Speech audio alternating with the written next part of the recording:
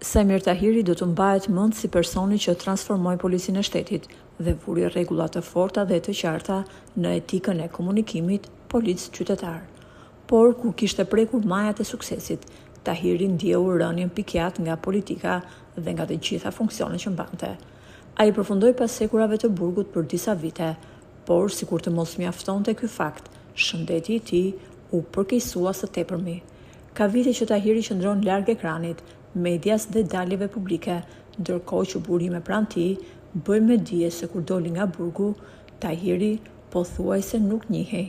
Fillimisht u mendua se çdo gjë lidhej me qëndrimin e tij në burg dhe mërzinë që përjetohet kur je izoluar, por në fakt problemi nuk ishte ky.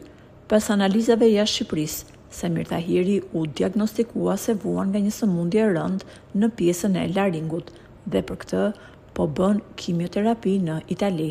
Tashmë po qarkullon një tjetër variant, se një dorë e fshet në burg ka hedhur substanca të rrezikshme te ushqimi i Samir Tahirit. Këtë lajm e ka dhënë ish-deputeti Lefter Maliqi, i cili ka mbajtur edhe postin e nëndrejtorit të burgjeve vite më parë.